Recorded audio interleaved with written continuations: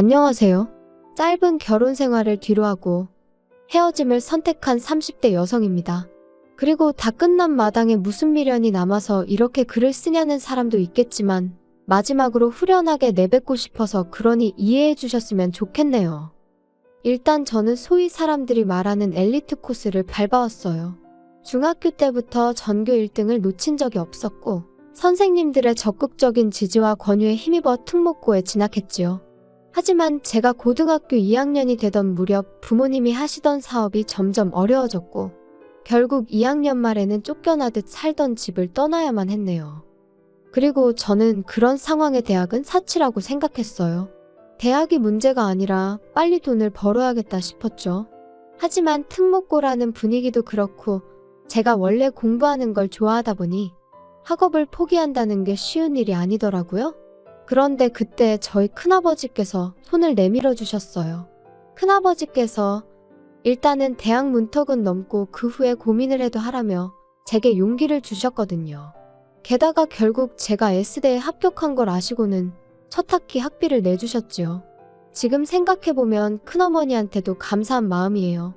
두 분도 저희 아버지한테 빌려주신 돈도 있으셨으니 솔직히 내키는 일이 아니셨을 텐데 말이죠. 아무튼 그렇게 대학에 갔고 이후로는 장학금과 아르바이트로 학비를 충당했습니다.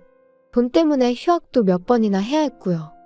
제가 그런 고생을 하는 동안 저희 부모님이라고 손 놓고 가만히 계셨던 것은 아니에요. 다만 두 분이 10여 년의 난임 끝에 저를 가지셨다 보니 제 주변 친구들의 부모님들보다 연세가 많으셨어요. 게다가 망해가는 사업을 어떻게든 살려보려고 두 분 다 백방으로 뛰어다니시며 마음고생 몸고생 하셨다 보니 건강도 많이 나빠지신 상황이었죠. 그래서 의지가 있으셨어도 하실 수 있는 일이 많이 없으셨어요. 쓰다 보니 제 신세 한탄같이 들리는데 아무튼 나름대로 힘든 세월을 보냈습니다. 그래서 저는 남들과는 조금 다른 인생의 목표를 갖게 되었죠. 연애니 결혼이니 그런 건 모르겠고 그저 두 분이 마음 편히 계실 집 하나만 장만해드리자고요. 한편 우여곡절 끝에 대학을 졸업하고 학교에 지원을 받아 저는 작은 사업을 시작할 수 있었습니다. 그리고 이후로 한동안 제 생활은 오로지 일밖에 없었어요. 눈 뜨면 일하고 눈 감으면 자고 돈을 버는 건 오로지 모으기 위함이었고 돈을 쓰는 일이 있다면 그건 부모님에게 필요해서였지요. 하긴 돈을 모으는 이유도 오로지 부모님에게 집 한 채 해드리고 혹시나 두 분이 병원에 가시게라도 된다면 목돈이 들 테니 그걸 대비하기 위함이었네요.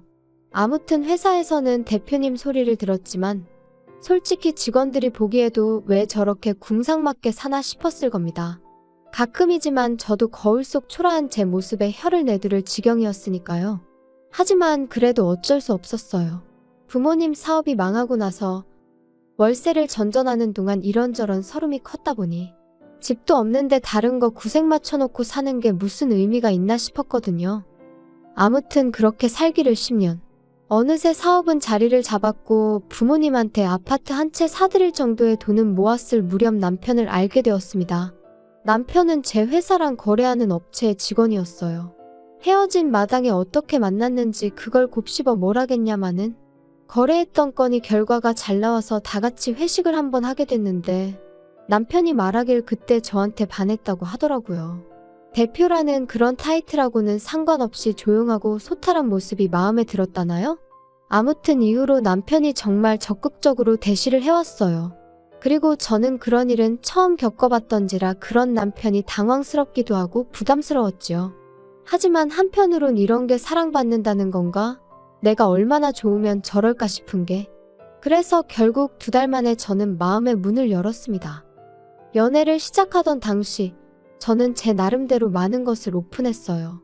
제 학벌이라던가 가정환경이라던가. 참고로 연애 초반부터 나름 민감할 수도 있는 이야기들을 오픈한 이유는 비록 저희가 결혼을 전제로 연애를 시작한 것은 아니었지만 남편이나 저나 나이가 있다 보니 잘 지내다 보면 결혼 이야기가 나올 수도 있겠다 싶대요. 그런데 그때 가서 실은 나는 우리 부모님한테 집도 사드리고 앞으로 생활비도 대드리고 해야 한다 하면 솔직히 어떤 남자가 좋다 하겠어요. 제가 비록 연애에는 쑥맥이었지만 그래도 세상 돌아가는 걸 아예 모르지는 않았거든요. 그래서 처음부터 미리 말한 거예요. 그런데 남편의 반응은 의외로 덤덤했습니다. 제가 버는 돈인데 그걸로 뭘 어떻게 하든 자기는 뭐라 할 자격도 권리도 없다면서 말이죠. 그리고 그런 남편의 반응이 조금은 충격적이면서도 한편으론 뭐랄까 고맙더라고요. 그런데 여기까지만 들으시면 제가 되게 좋은 남자를 만났다 생각하실 수도 있는데 꼭 그런 것만은 아니었어요. 사실 남편과 저는 소위 사람들이 따지는 조건에 있어서는 차이가 제법 있었거든요. 남편은 고졸이었고 직장은 계약직이었으니까요. 그리고 만약 누군가 저에게 처음부터 이 조건을 다 알았어도 만났겠냐 하면 제 대답은 잘 모르겠다예요. 속물처럼 들리겠지만 연애니 결혼이니 관심은 없었어도 사람이 원래 자기보다 잘난 사람하고 만나고 싶지 못난 사람하고 만나고 싶지는 않잖아요? 저도 그랬고요. 그래서 남편이 프로포즈를 해왔을 때 솔직히 한 번에 바로 긍정적인 답을 주진 못했습니다. 그런데 남편이 그러더라고요. 결혼하고 난 이후로도 지금처럼 친정에 생활비를 대드려도 좋고 집도 사드려도 좋고 제가 번 돈으로 뭘 어떻게 하든 자기는 간섭하지 않겠다고요. 그리고 나중에 혹시나 저희 부모님 건강이 더 나빠지시면 가까이 이사를 가도 좋다며. 그리고 그런 이야기까지 듣고 나니 비록 다른 조건들이 제 성에 차지는 않았지만 저한테만큼은 충분히 좋은 남자다 싶대요. 그래서 결국 부부의 영까지 맺기로 한 거지요. 그런데 막상 결혼식을 올리고 나니까 다른 사람도 아니고 시부모님 특히나 어머님이 그렇게 제가 친정에 하는 걸로 눈치를 주시더군요. 하루는 저에게 따로 할 말이 있다며 연락도 없이 저희 회사로 찾아오셔서는 바쁘니? 얘기 좀 할까 해서 왔다. 어머님 하실 말씀이 있으시면 미리 연락을 주시지 그러셨어요. 직원들 보는 눈도 있는데. 아니 내가 뭐 못 올 때라도 왔다니? 그리고 네가 대표라면서 직원들이 무슨 상관이야? 그런 건 아닌데 아무튼 무슨 일 때문에 오셨어요? 엊그제 진호랑 얘기를 하다 보니까 너 뭐 친정 부모님한테 매달 생활비를 드린다며? 난 처음에 내가 뭘 잘못 들었는 줄 알고 깜짝 놀랐다. 그게 진짜니? 네, 맞아요. 드리고 있어요. 아니 그런 게 어딨냐? 니네 부모님은 뭐 연금 같은 것도 안 나오니? 그런 거랑 별개로 제가 챙겨드려야 해서요. 황당하다 정말이지. 아니 너는 결혼한 여자야. 결혼한 여자. 무슨 말인지 알아듣니? 결혼한 여자라는 건 결혼을 했으면 네 가정에 충실해야지. 그거 언제까지 친정을 보고 살 거냐 이 소리야. 알아들어? 결혼 전에 진호 씨랑 다 이야기가 되었던 부분인데 어머님이 갑자기 이렇게 나오시니 좀 당황스럽네요. 저희 부모님은 제 도움이 필요하시고 저는 끝까지 책임질 거예요. 아니 공부도 잘했다면서 말귀를 못 알아듣니? 듣자 하니 한 달에 150만 원씩 드리고 있다며. 노인네 둘이 사는데 무슨 돈을 그렇게 많이 주냐? 진호 씨 돈은 한 푼도 안 들어가고 있으니까 걱정 안 하셔도 돼요. 아시는지 모르겠는데 저희 돈 관리 따로 하고 있거든요. 결혼을 했는데 왜 돈 관리를 따로 하니? 같이 해야지. 요즘 애들은 정말 이상하다니까. 진호 씨 벌이로 대출까지 상환하면 자기 쓸 돈이 없다고 하더라고요. 그래서 돈을 따로 관리하는 대신 대출도 저 혼자 갚는데. 아이고 내가 그런 것까진 모르겠고 아무튼 친정에 작작해라. 그리고 너 내 입장도 생각해봤니? 지 친정에는 150씩 주면서 우리한테는 50이라니. 내가 말 안 하려고 했는데 듣고 나서 화딱지가 나더라. 시부모는 부모도 아니냐? 그런 건 진호 씨하고 얘기해보시는 게 좋으실 것 같아요. 그리고 저도 말 안 하려고 했는데 그 50은 진호 씨 돈이 아니고 제가 드리는 건데. 아이고 그 돈으로 유세 부릴 생각이면 꿈 깨라. 그리고 이후로도 어머님은 계속해서 한마디로 친정에 작작 퍼주라며 저를 나무라셨는데 도무지 납득할 수가 없었습니다. 왜 이제 와서 저희 결혼 생활에 자꾸 관심을 가지시는 건지 부담스러울 뿐이었죠. 솔직히 결혼할 때 제 친정 상황이 그렇다 보니 시부모님한테도 도움을 받을 생각이 없었어요. 괜히 나중에 말 나올까 걱정이었거든요. 그리고 다행이라고 해야 할지 시부모님도 처음부터 도와주실 생각이 없으셨더라고요. 두 분이 말씀하시길 너희는 너희 알아서 살라고 당신들은 당신들이 알아서 살겠다고. 뭐 서운하게 들으려면 얼마든지 서운한 말이지만 또 좋게 생각하면 적어도 저희한테 기대지는 않겠다는 말씀이셨으니 저는 좋은 쪽으로 받아들였습니다. 그런데 이제 와서 친정에 뭘 해주는지 왜 당신들한테는 안 해주는지 그런 걸 따지시니 답답하고 황당할 수밖에 없었지요. 그런데 어머님의 도넘은 간섭은 여기서 끝이 아니었습니다. 그날의 불편한 대화 이후로 저도 사람인지라 한동안 도통시댁에 뭘 하고 싶은 마음이 안 들더라고요. 그래서 남편이 시부모님 모시고 밥이라도 먹을까 하면 당신만 다녀오라 했고 제 나름대로 자리를 피했던 게 사실이에요. 그도 그럴 것이 만나면 또 친정부모님 이야기가 나올 것 같았고 거기다 대고 제가 왜 해명 아닌 해명을 해야 하는지 상황을 가정하는 것만으로도 너무 스트레스였어요. 그리고 그렇게 한 3달 정도 지났을 무렵 저는 저대로 제 나름의 수건사업이던 친정부모님의 아파트를 장만했습니다. 구축이었고 대출도 끼어 있었지만 어차피 제 명의로 된 제 재산이었기에 여러 가지로 걱정보단 기쁨이 컸어요.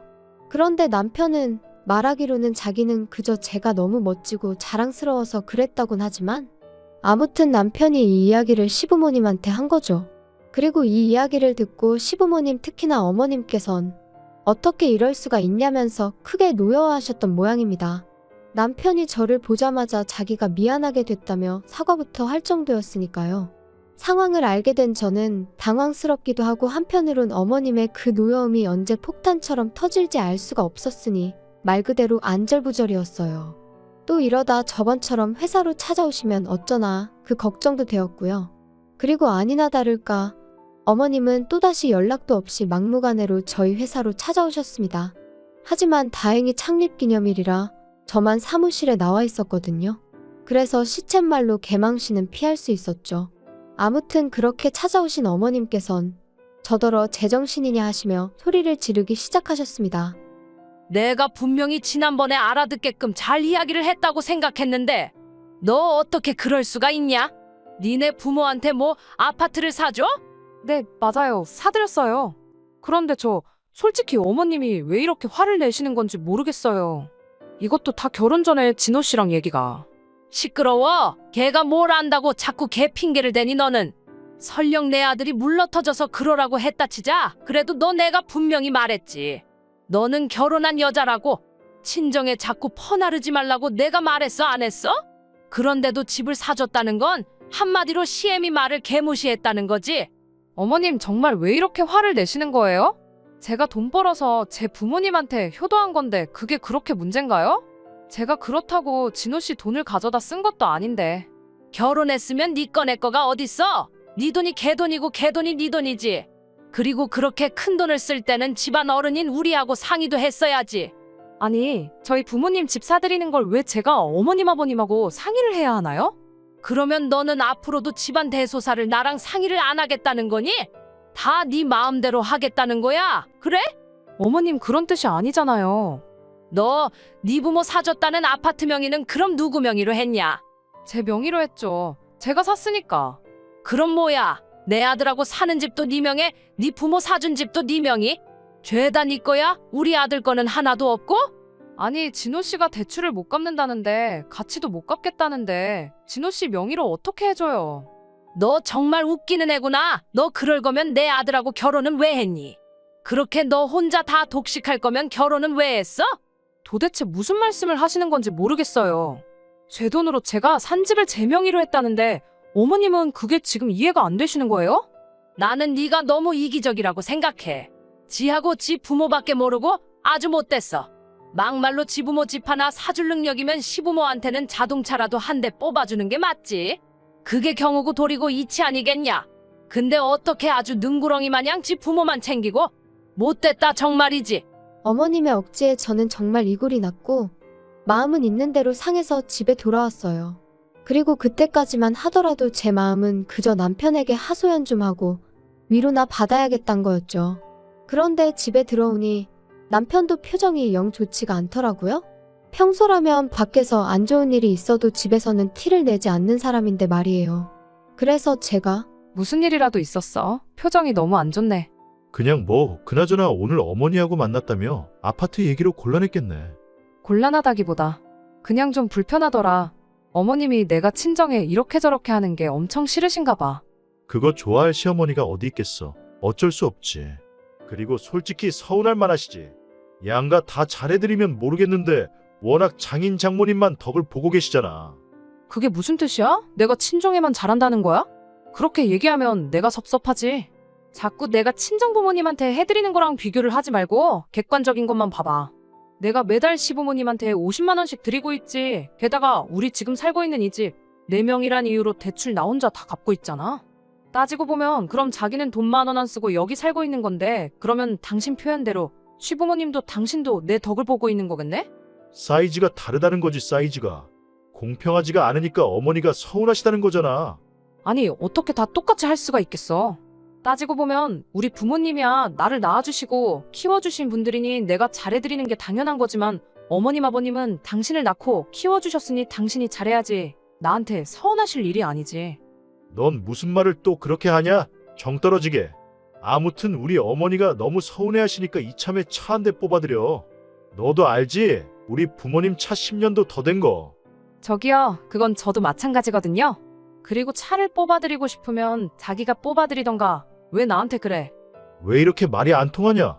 너가 장인 장모님만 챙겨서 우리 부모님이 화가 나신 거니까 너가 우리 부모님한테도 신경 쓰는 태도를 보여야 된다니까.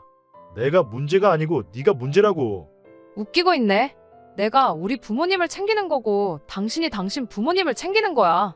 어머님이 서운해하시는 건 욕심이 과하신 거고. 너무 충격이었어요. 남편이 그렇게 생각을 하고 있을 거라곤 상상도 못했고 게다가 차를 뽑아드리자는 그 황당한 말은 뭔지 어이가 없었다고 해야 할까요? 그래도 그땐 오죽 답답하면 그런 헛소리를 다 했을까 생각하며 어떻게든 남편을 이해해보려고 했어요. 그런데 서로 정말 필요한 말만 하고 지낸 지 일주일이나 지났을까 남편이 시부모님을 뵈러 가자 아주 단판을 지으러 가자 그러더라고요. 그래서 저는 속으로 남편이 드디어 정신을 차렸구나. 제대로 내 입장을 대변해 주려나 보다 싶었습니다. 하지만 시댁에 도착하기가 무섭게 그 어느 때보다 밝은 표정으로 서로를 반기는 세 사람의 얼굴을 보니까 직감적으로 남편이 저를 위해 온 게 아니다 싶대요. 그래 둘이서 얘기는 잘했다며? 아버지랑 나는 결정 다 했어. 내일 계약하러 가면 돼. 결정 다 하셨어요? 잘하셨네. 자기도 이리 와서 봐봐. 도대체 무슨 이야기를 하는 거야? 이게 뭐야? 자동차? 내가 저번에 바꿔드리자 했잖아. 나는 안 된다고 했고. 여기까지 와서 또 이럴 거야? 진짜 고집 좀 그만 부려. 나는 장인 장모님한테 잘하는데 넌 진짜 왜 이렇게 삐딱선을 타냐? 당신이 우리 엄마 아빠한테 잘했다고? 뭘 그렇게 했는데? 이따금씩 가면 거실에 앉아서 TV 보고 주는 음식이나 먹다 오는 게 전부면서 뭘 그렇게 잘했어? 그렇다고 뭐 단돈 10만 원이라도 들여보기랬어. 뭐랬어? 돈이 전부가 아니잖아. 다른 것도 안 했고 돈도 안 했다는 게 문제지. 그리고 어머님, 저 차 안 사드려요. 저는 그럴 능력도 없고요. 그럴 생각도 없어요. 진호 씨가 뭘 단단히 착각을 했나 봐요. 그럼 여긴 뭐 하러 왔냐? 사람 염장 지르러 온 거야 뭐야? 그리고 너 그렇게 네 친정만 싸고 돌 거면 뭐 하러 내 아들하고 사냐? 그냥 가서 네 부모나 끌어안고 살지? 너 진짜 나 같은 남자가 흔한 줄 알아? 내가 너 장인 장모님한테 생활비를 못 드리게 했어 어쨌어? 근데 그런 건 다 네 하고 싶은 대로 하고 장인 장모님한테 하는 만큼 우리 부모님한테도 해드리자니까 그건 싫다는 거 너무 이기적인 거 아니야? 뭐든지 정도가 있는 거지. 그리고 당신 말대로면 내가 내 친정을 내 돈으로 도와준다는데 그러려면 시댁에도 내 돈을 써야 된다는 거잖아. 내가 왜 그래야 되는데? 너 저번에 내가 말한 거 못 알아들어 처먹었냐? 너는 결혼한 여자라고? 네 재산이 우리 아들 재산이라고. 그러니까 우리 아들 허락이 필요하지. 내 허락도 필요하고. 제정신이세요? 그럴 거면 제가 차라리 어머님 아들하고 안 살면 되겠네요. 안 살면 허락이고 나발이고 필요 없잖아요? 안 산다는 게 무슨 소리야? 그럼 뭐 이혼이라도 한다고? 이혼은 무슨 이혼이에요. 애시당초 남남인데. 그건 또 무슨 소리야? 니들이 왜 남남이야? 당신이 말해봐. 왜 우리가 남남인지. 아니 그게 지금 이 여자 앞으로 대출이 얼마나 많은지 아세요? 근데 혼인신고라도 했다가 얘가 대출을 못 갚는다고 하면 그거 다 나한테 넘어올까 봐. 야, 이 멍청아. 그러면 제 앞으로 된 아파트 팔아서 갚으면 되는 거지. 그게 무서워서 혼인신고를 여태껏 안 했다는 게 말이 되냐? 남은 대화는 두 분이서 알아서 하시고요. 상관없는 남인 저는 이만 가볼게요. 그리고 당신 짐은 내가 현관 밖에 꺼내놓을 테니 알아서 챙겨가. 그리고 이후의 일은 아주 어이가 없었습니다. 제가 집에 들어오고 얼마 안 돼서 남편이 들어오려고 했는데 이미 제가 현관 비밀번호를 바꿔버려서 들어오질 못했거든요. 그러니까 문 앞에서 자기가 잘못했다면서 얼굴 보고 얘기 좀 하자 어쩌자. 하지만 그러던지 말던지 저도 안 열어주고 버텼죠. 막말로 시끄럽게 굴어서 앞집에서 신고라도 하면 그럼 경찰이 와줄 테니 오히려 땡큐겠다는 생각이 들기도 했으니까요. 그런데 그럴 깜냥도 없던 남자였어요. 몇 번 두드리고 사정하다 안 되니까 너무한다면서 문자 하나 남겨놓고 자리를 떠났거든요. 그리고 그런 모습을 보니 그나마 좀 남아있던 오만정이 싹 사라지는 기분이 돼요. 아무튼 그래도 한두 달 가까이 남편은 전화와 문자로 저에게 용서를 구하긴 했지만 결론은 헤어졌습니다. 애시당초 저랑 제 부모님을 있는 그대로 인정하고 받아준다는 점에서 남편과의 결혼을 결심했던 건데 그 전제가 틀어진 이상 남편과 살 이유가 없었으니까요. 그리고 지금은 뭐 하나 아쉬운 거 없이 잘 지내고 있어요. 남편과의 일과는 별개로 제 사업은 여전히 잘 되어가고 있고 꺼릴 것 없이 친정부모님을 챙겨드릴 수 있어서 좋네요. 뭐 누군가는 저더러 그래도 언제까지 부모 뒤치다꺼리만 할 거냐. 네 인생을 살아야지 하는데 누가 그렇게 산다고 하던가요? 저는 그저 제 나름의 도리를 했을 뿐이고 이제 집도 해드렸으니 새로운 목표를 세워서 제 행복을 위해 다시 한번 열심히 달릴 겁니다.